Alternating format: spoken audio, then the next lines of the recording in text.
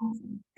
Well, welcome to my Goddess Era Masterclass. I'm so excited and so stoked that I have you guys here today because I think the beginning of the year has something magical about it, especially when we start setting new intentions and new energetic set points that we want to set for the new year.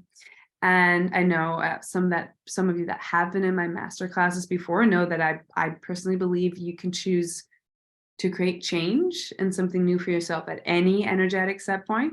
But we are very conditioned and used to doing this around this time. So I love creating vision boards and new intentions and kind of seeing what I want to leave in the last year and create in the new year. So this is going to be an amazing time to dive into this topic. And first of all, I have a question for you guys. And that is that I would love to know what you think of the term goddess, right? Like, what does goddess energy or the term goddess mean for you? Because it's important for us to kind of see, okay, what is it you define it as? And in turn for that, it means something different for everyone in almost all cases. So I'd love to see how you define it. Hi, everyone. Hello. Yay. I love our group today. This is going to be so exciting. Please don't be shy. Honestly, you get the most out of it the more you get to dive into this community feeling and be part of it and also get feedback. So please let me know what you see and what you interpret it as goddess or goddess energy, what type of woman that is. Oh, that's in the Q&A. She's in her power. Yes, I love that. Can also put that in the normal chat. I think Q&A, the other ones cannot see that. It's beautiful. Yeah. I love that. Yeah, you'll see that everyone has different definitions, right, of how we see a goddess.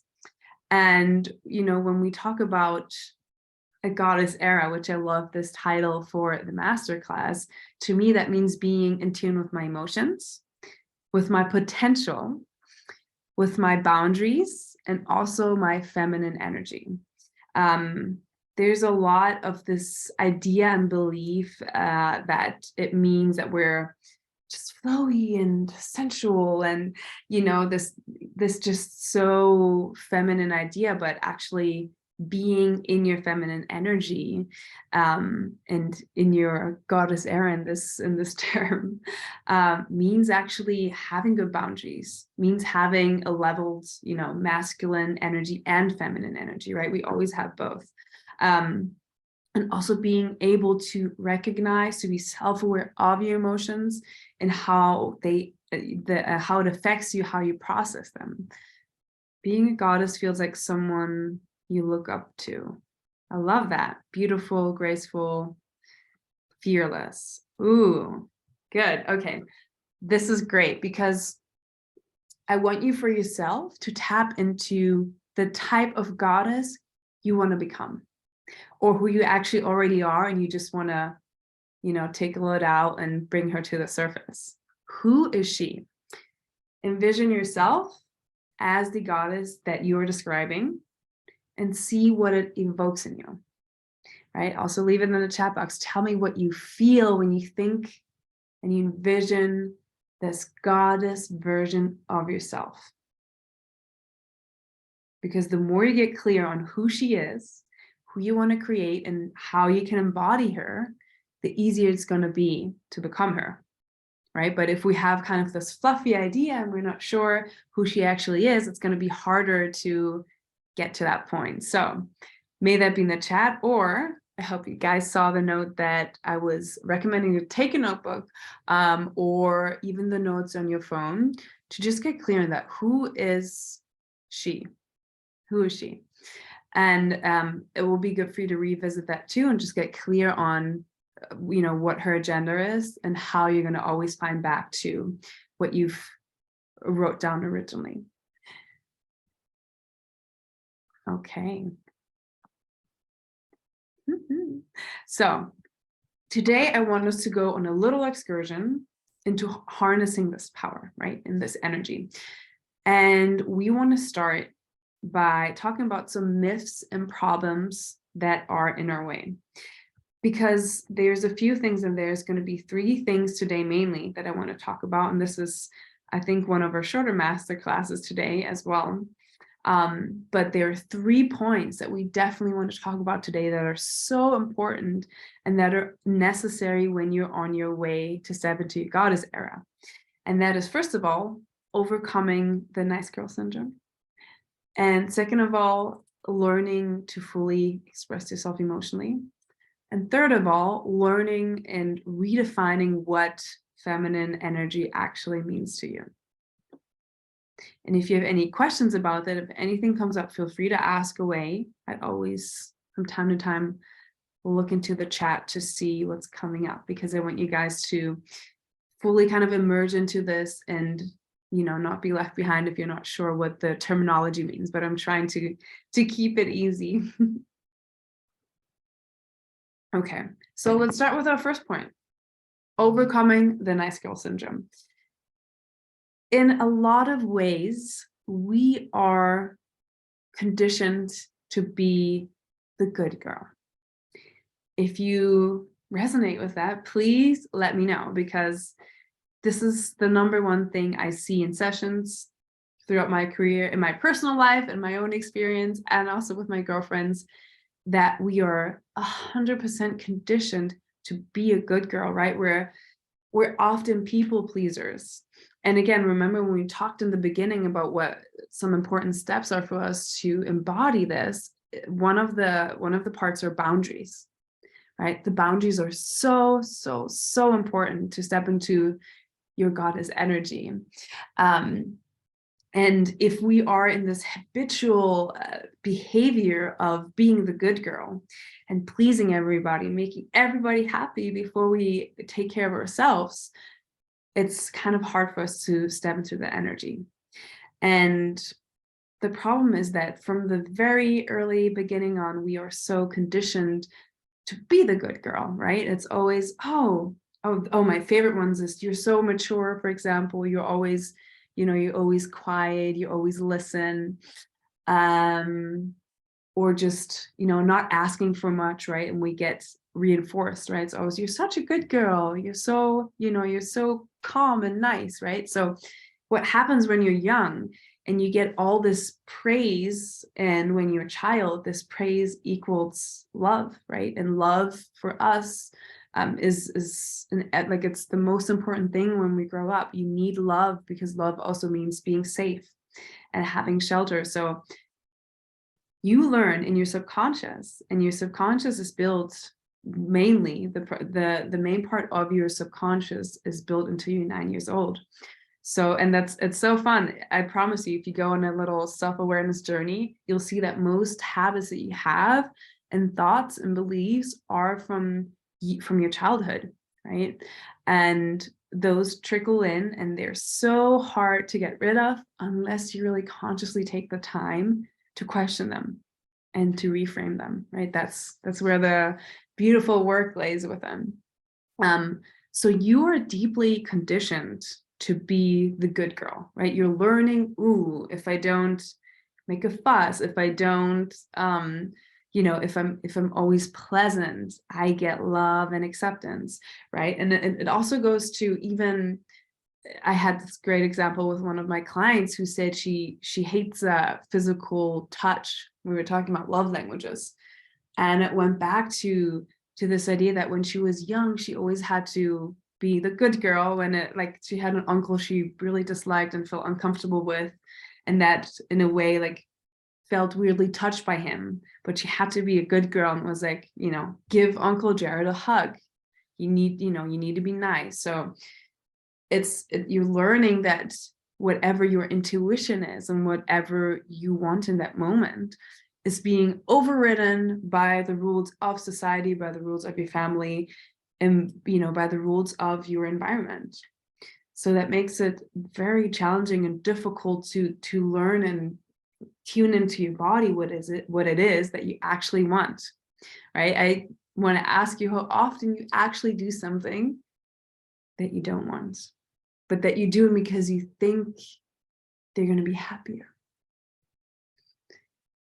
One of my favorite things I can think of when I was such a hardcore people pleaser is that I used to, when I would have a party, and that would be my birthday party, I would not care if I'm having fun, right? If I would have to run around and do things and be busy, and I just wanted everyone to be happy, right? I was like, I really don't care if I'm having fun or if this is great, as long as everybody else is having a great time and they're feeling good, and this is, something awesome for them. And that's kind of the, such a high expression of, I was just putting my needs and wants and my happiness so, in the back burner, because I was so focused on, I want others to be happy, because I learned as a young child, in order for me to receive love and the care that I needed, I need to be hyper vigilant on other people's needs, on how they react, on how they respond, what they need. So I felt like, ooh, like they give me love and acceptance when I'm in this place of giving me something they need. So that was a really hard mechanism for me to unlearn, right? It's not impossible to unlearn people-pleasing tendencies. That's 100% something that is solvable, but it is something we consciously have to work on and create a new behavior and pattern with. You have to build a new neural path. And it's not just thinking, oh, okay, I'm going to change, because it's so deeply ingrained in your subconscious that you have to actively choose to create a new pattern. Yes, so hard for me to say no, as I want everyone else to be happy. Yep, I very much can relate to that. See, and the problem is too, though, when you do that, what you do in the end is you fuel your relationships with resentment, right? Because most of the times, when you always put others first, you always extend yourself, and they don't reciprocate that, you get resentful. So you end up having relationships that have a lot of tension in them, that are challenging, that make it hard for you to show up as your best self, right? So this is one of the first things I urge you to work through in 2023, to step into that energy. And I know, we have a giveaway too. This is something we deeply are going to do for Reset and Align. I know some of you have participated here in the giveaway. Reset and Align is a 4-week group coaching program where we have the environment where we really rewire our mindset, learn how to tap into these emotions and emotional truth, right? So that we can appropriately express it, but also learn how to set goals. And we have a vision board party, and it's a really fun, amazing thing if that's something you say you want to consciously create in 2023. And I think I saw 1 or 2 names to that already in Reset and Align. So it's really exciting. But yeah, so this is something that can be hard to do by yourself, no matter how you go on this journey to create a new pattern for yourself. When it comes to, losing this good girl attitude and learning to be, I like authentic girl attitude. Let's call it authentic girl attitude. That's what we're manifesting in 2023, an authentic girl attitude. We're done with being the good girl for others and people pleasing, but rather than being consciously ourselves and listening to ourselves. Yes, I love that. We're going to step into authentic girl era. I love that. So, second point. Problem is, again, it goes back to what we learned when we grew up, is that it's not safe to express our emotions. And very similar to what we acquired and learned when we turned into a good girl, a lot of us also learned to suppress our emotional experience from the very beginning. And that's not only, like, don't cry or put on a smile. And, you can't be sad because of that. Oh, that wasn't, like all of these. It's crazy to me too that when we think about it, we have grown-ups in our life that basically gaslight us or try to gaslight us out of our feelings, right? There's a difference between soothing a child, right? Or also an adult. There's a difference between soothing and calming and being there for someone versus they are uncomfortable with how you're expressing emotions. So they don't have space to hold space for your emotions. So they try to talk you out of it. Right there, that's two big different things. Please let me know in the chat too if that's something you experience, right? Like, were you free to express your you yourself as an emotional being when you grew up fully, right? Or were there times where it was like, oh, please don't cry, or please don't be, all upset and make a big fuss out of something, right? It really goes hand in hand where like learning how to express our emotional truth as adult women is something you consciously have to learn, right? So when we just go like, oh, why are we so overly emotional and going on a roller coaster? Those are all things because we have a dysregulated nervous system. And that means that we often haven't learned how to fully express ourselves and how to calm ourselves down. And the problem is that when you experience something emotionally and you're just pushing it to the side and you're not listening to it, chances are, right, that what's happening in your body, because emotions are energy in motion, they're going to come back up as often as they can to let you know that you're still feeling a certain type of way until you actually look towards it and consciously process it, right? That's why trauma, when you don't consciously process trauma and take care of it, makes you sick, right? Energy in motion, emotions, right? It gets stuck in the body. Whoever has followed me for a while knows that I love not only working from the like psychology aspects, but also from a somatic approach, which means you work from a mind, body, soul approach with people that helps you to just get unstuck, because sometimes we get too fixated on we're doing mindset and we have to reframe and then say, oh, we tried this. And then did you ever go into your body and your bodily sensations where there's certain, different parts of your body where trauma is held and stuck? So you always have to, when you're on this healing journey, find a way how you can not only work from a mindset approach, but also a somatic approach and an embodiment approach.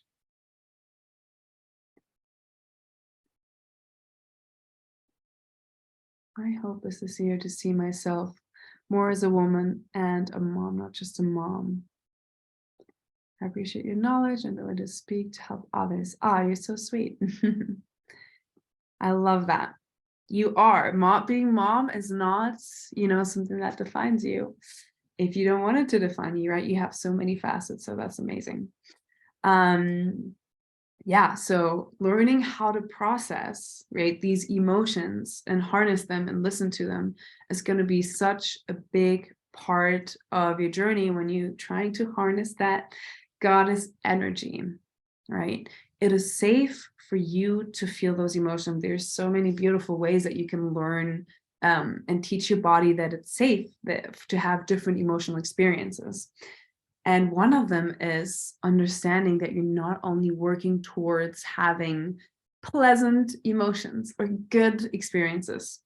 And for the start of 2023, I challenge you to not only get into this mindset of, I just want to be happy and, good vibes only and have that, but what if we just have it as an idea for us? This year, I want to learn how to just be okay with any emotion that arises within me. Because when you have this attitude and when you learn how to let emotions, energy emotions, flow through your body, instead of making them mean anything in particular, you get to move through them quicker, right? Life is always going to have some good and some bad. There is, for no one, doesn't matter how much money that you have or which partner you have or where you live, you're always going to have good and bad emotions. And the more you learn how to move through these and just let them flow, accept them, and acknowledge them, because this is what your inner child. And this is also the beauty of inner child work. If you haven't done it, look into it. It's magical. Inner child work can be so transformative. The things I've seen through my clients when we do inner child work is insane, because you just see that in a way, the things that you see as negative are just certain ways that your inner child is trying to express itself and be acknowledged. And you want to start doing that by acknowledging your emotional experience, and see if you can even find meditations that learn you, where you just repeat and create a mantra for yourself that says that it's safe to express your emotions. Okay. We're coming to a third point. My experience expressing yourself authentically.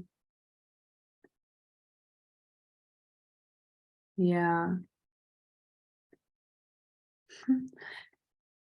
That was in the Q&A. So yeah, it's so common that we are not encouraged to express our emotions, and especially with others. And I do see the point of, there is a time and place, but the difference is, I'm not saying that if you, let's say you're feeling like being upset or crying, whatever it is, that no matter where you are or what the setting is, you're not allowed, you should just burst out in tears and go crazy. But what I'm saying is, you don't want to argue with reality. You don't want to argue with where you're at and how you're feeling in that moment, right?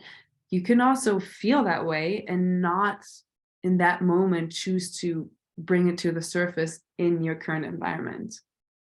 Right? When you're saying you're feeling a certain way, you can also acknowledge it, stay calm, accept it. And then when you're home and you have time, give it a good cry, journal, let it out in a way that is, appropriate for you. But it just truly depends on how you feel and how you want to authentically express yourself. Again, but I do see how there's different environments, right? I couldn't on this call just break together and cry, but I would not say, you're not supposed to feel that way. Why are you doing that? You're so stupid. You're not, you always feel that way. Why? What's wrong with me, right? When you get into this, you get all this internal conflict, versus going in this position of being the observer and be like, oh, it's interesting. I'm seeing that's triggering me. I see that I'm feeling a certain type of way about this. I hope that answers the question, right? So we need to learn that it's 100%, write this down. I need to learn that it's 100% safe to express myself the way I am. And that includes your emotional experience. Okay. We're coming to the third point, which is going to be my favorite point, because I want to talk about the fact that feminine energy is not only flowy dresses and soft colors. Please let me know in the comments, my lovely, lovely community, what you think feminine energy is.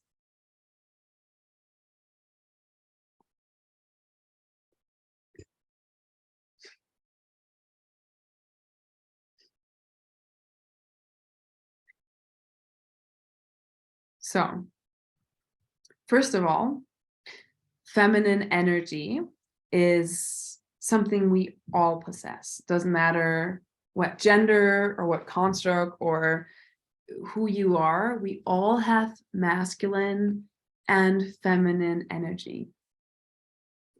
And what that means is that we actually also need both energetics to function. The masculine energy is structured, goal-oriented, clear, straightforward, right? It's very masculine in a way, whereas feminine energy is more creative, more intuitive, more chaotic, right? It's so funny because people always think, oh, women, there's the stereotype of women, or they're crazy, or they're so organized. Whereas like women, the feminine energy is often chaotic. As we know with our cycle, because we're cyclic beings versus males that have testosterone. However, men and females have feminine and masculine energy, right? We both have them, and I think it's so important to know that you need both of these energies when you're stepping into your goddess energy.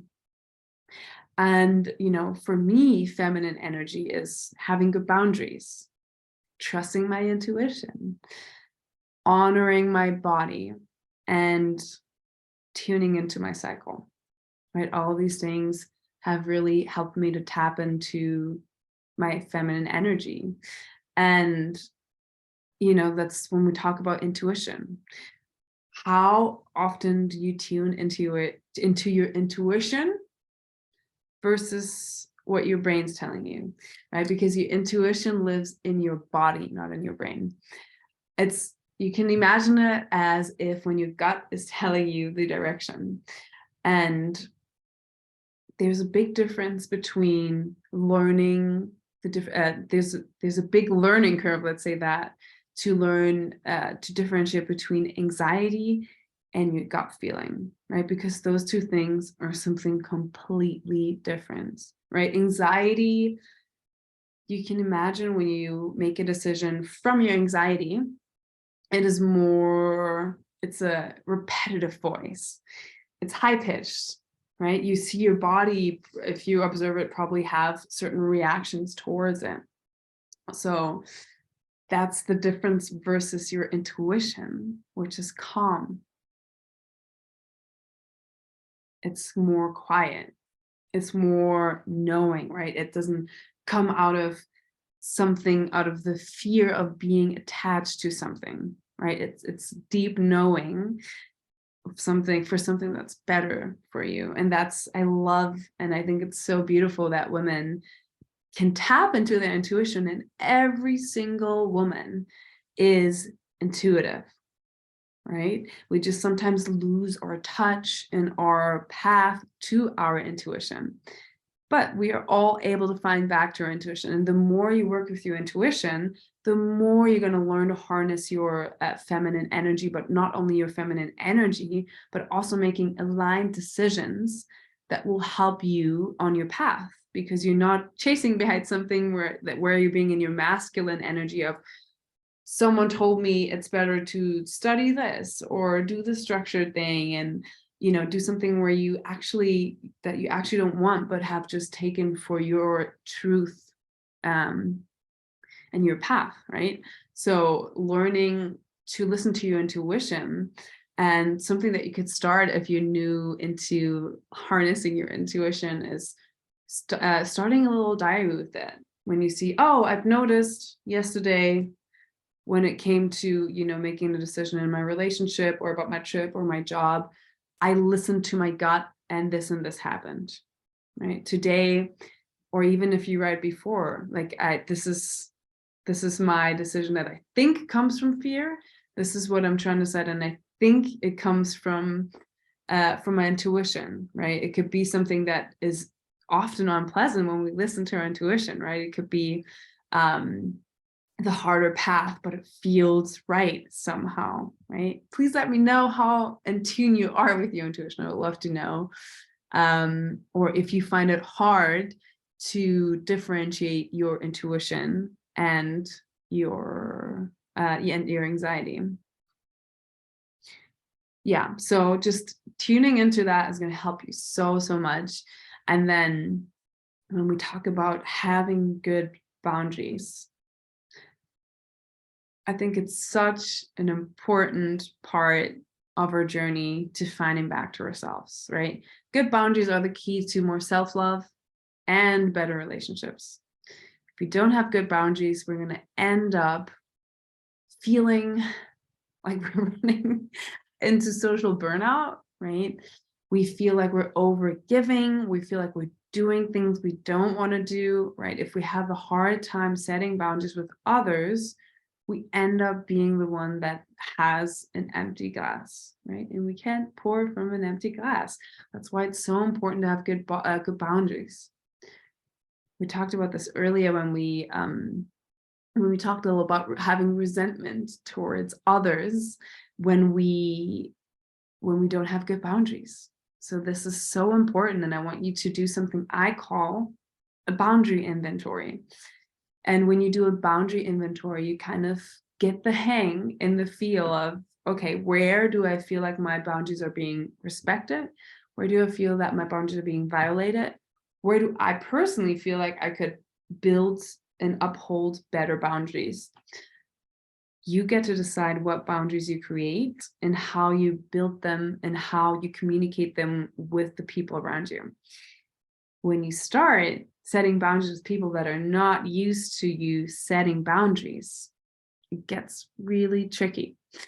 It gets hard because they are used to overstepping your boundaries. So they're gonna just be like, what's wrong with that girl? You know, like, or why is she all of a sudden not letting me do this? Or why is she mad when I'm 30 minutes late? She's normally never bothered by that, right? So the people in your environment will just not react positive in a lot of cases when you start setting boundaries.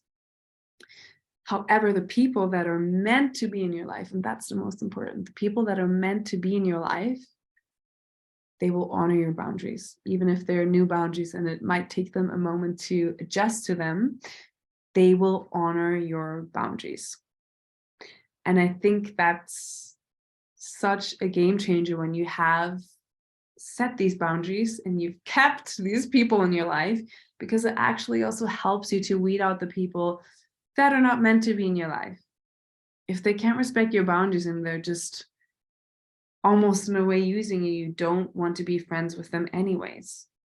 And having aligned friendships and relationships in general in your life is such an important key to, embodying your true self and also having more happiness and more peace. The more you're able to have friends that feel aligned and you don't feel like it's throwing you off, the easier it's going to be for you to be more authentic, right? And express. And again, that goes back to our people pleasing. That's why people pleasing tendencies to get rid of them is so important. When you don't feel like something, or when you feel, let's say, too tired to attend a party, and you don't have to pretend to have an excuse, but saying, hey, like, I decided to put myself first today because I'm not feeling well, or whatever that may be that you decline, right? Or an invitation, it gets easier and it feels more real and more you, right? And the more you feel like yourself and real and safe to express yourself authentically, the more your self-love increases. Yes, increases. So it all goes back to creating more self-love, right? And this will guaranteed help you to tap into that, and it helps you to feel more comfortable when you're by yourself, because you're not feeling like you're missing out or you're feeling guilty because you're disappointed someone. It just feels more genuine for you to just be yourself and say no to something.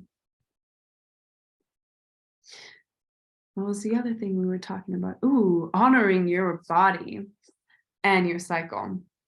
I'm curious how many of you have worked with their cycle, because working with your cycle is an absolute game changer. It was for me, and it was for many of my clients. Because when we step into this goddess energy in 2023, we need to honor our body. And one of the ways how we can honor our body is to just see where we're at, right? Because we are cyclic beings. And that means that everyday life of us is not the same.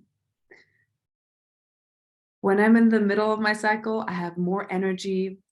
I'm more bold and confident, right? So a lot of women experience that around their ovulation, which makes a lot of sense. then they are more confident, right? And it's a good time to make, do something new, or hold a seminar, or whatever it is, right? This is a great time to do something that's slightly out of someone's comfort zone. Some of you might know, especially before we have our period, we get more irritable, we get more grumpy, we don't want to do a lot of things, right? Totally depends on your cycle. Everyone's individual. That's why I'm saying learning to tune into your cycle and honoring your body, not what everybody else is. Everyone's different. But I've seen it often that before a period that there's these symptoms. So it helps to just plan in advance, if you know your cycle, to say, okay, this is the time where I will just not make any harsh decisions. I'm not gonna put everything that happens in my relationship on a scale and be like, oh my God, because this is a time where we love to catastrophize and over-interpret what's going on, right?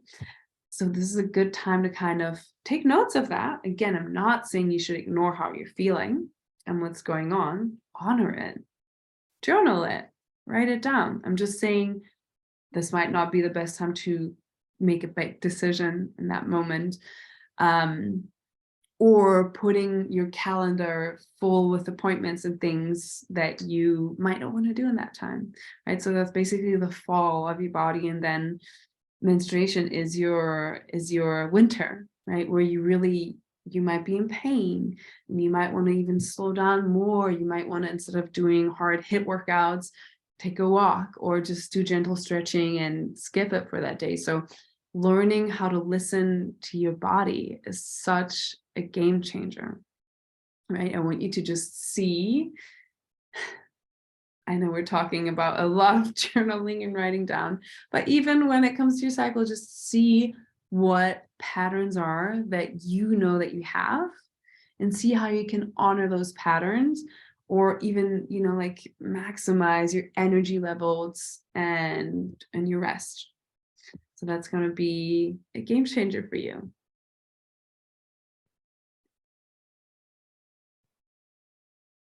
Glad I was able to listen. Ooh, enjoy, goddesses. Thank you. We're also coming to an end. I'm also opening the floor right now for questions. So you can either put that in the chat box or in the Q&A.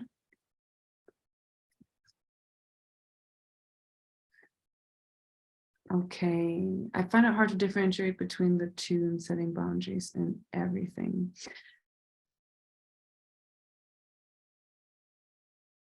Hello.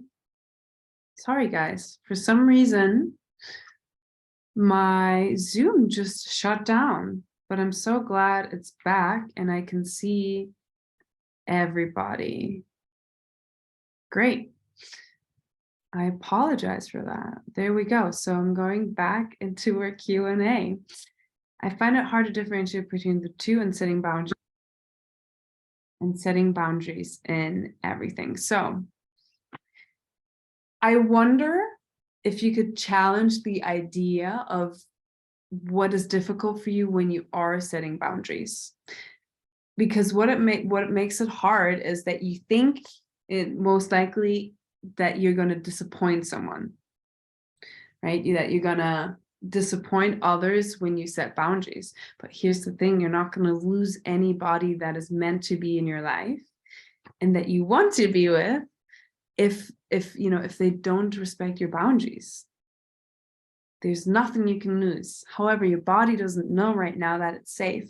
So you need to go a little back and see what narrative you created over the years and you've accumulated that made you feel like it's not safe for you to express yourself, to set boundaries, to be firm, right?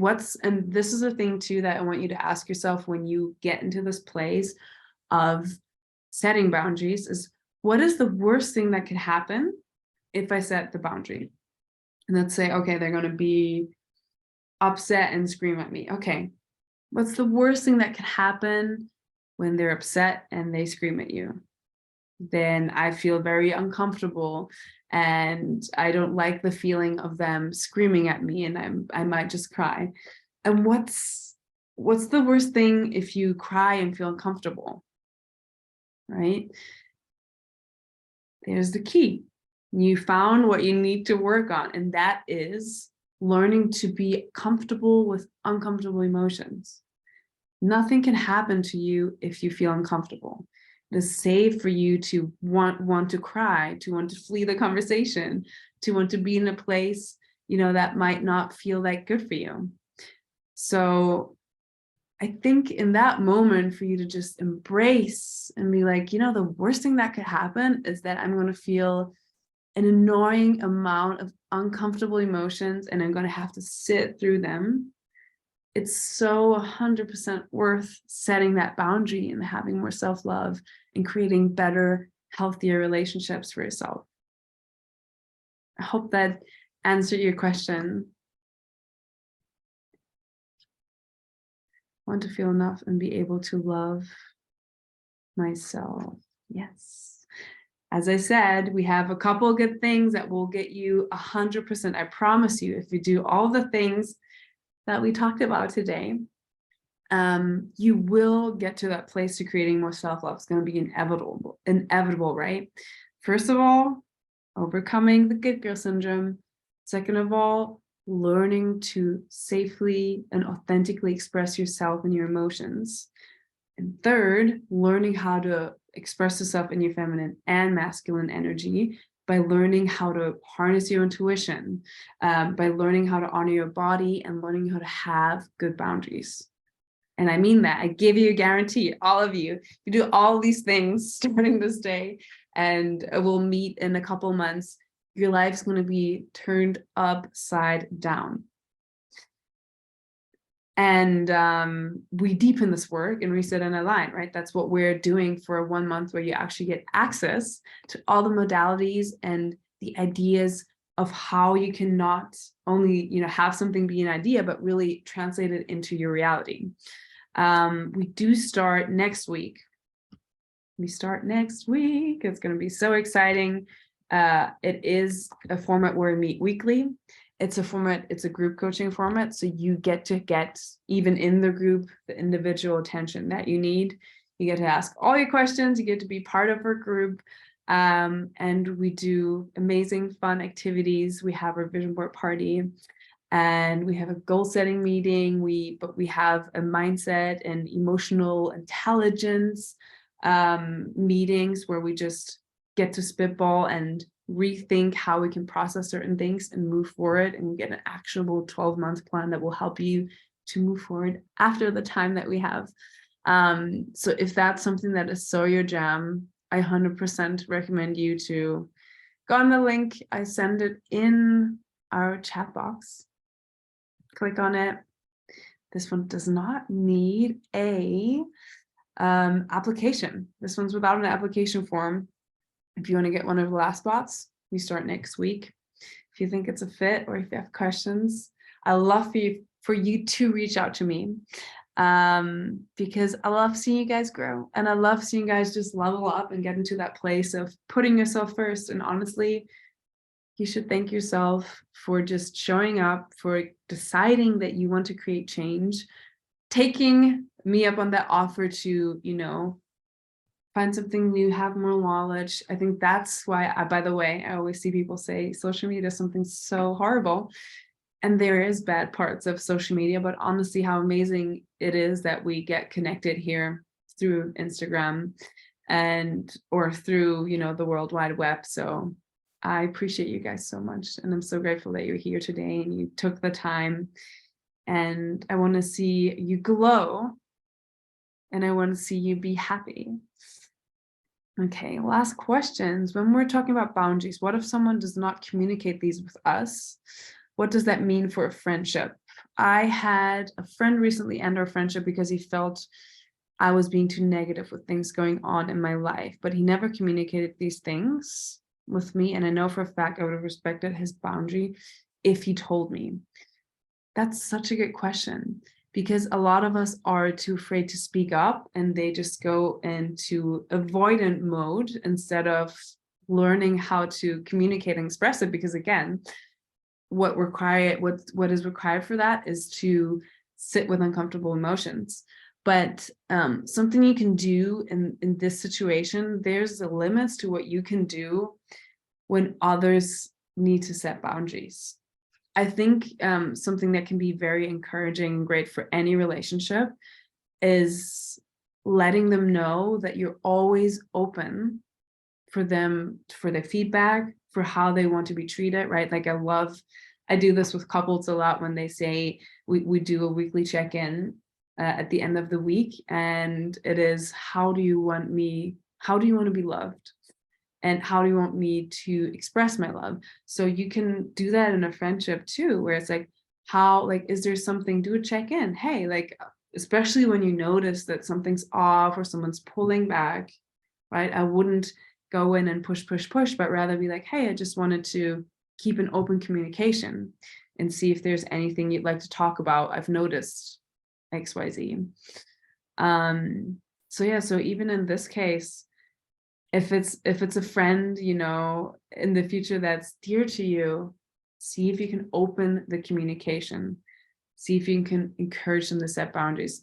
That's all you can do. Besides that, you cannot force anyone to, be open to creating boundaries if they are avoidant as a type of person that doesn't, that feeds things and doesn't express them. That's something a person always have to decide on their own to, create a different pattern. It's super hard to create a different reality for someone else. But as I said, you can give someone an invitation to learn how to communicate better. Great. Guys, this was a lovely masterclass. Please let me know if you love this and if we should do more of our tapping into our goddess energy masterclasses. I will send out the replay. I think we're going to have it up till Monday or Tuesday. I believe so. I think, sorry, I'm just reading lots of your comments. We'll have the replay up for a couple days. You have a couple days to sign up for Reset on the Line. If you're interested in joining, I recommend you to send me a private message on Instagram or email, and I'll give you a discount code for everyone who was actually at the masterclass. You'll get a 30% off discount code. So send me a message on Instagram if you think this is your jam, or via email. So I'm going to answer one last question. Going off of that idea, is it ever okay to have personal boundaries that shouldn't be communicated, or is communicating them always encouraged? For example, dating or meeting someone new. It really depends on what boundary you're talking about. I think there are certain boundaries that I would personally believe are common sense, especially when it comes to touch and how we treat others. Where I would say if you're dating someone who is violating boundaries that you would think they should respect, you probably shouldn't see that person. But honestly, there's often also boundaries that other people don't know and that are not necessarily common sense. And I would absolutely encourage you to communicate them, right? Even if it means I prefer to talk on the phone over texting, or saying when they don't answer you for 2 days or it takes them a long time, you can 100% set that boundary and say like, hey, I don't appreciate the way you're communicating. This is something I normally refrain from when I'm, dating a person. You can 100% let them know and express that. I hope that answers the question. Yay, we're coming to an end. I loved having you guys here.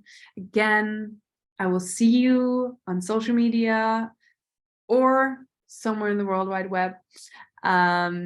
If you feel the nudge, let me know. I'd love to have all of you beautiful souls that feel like they're a match.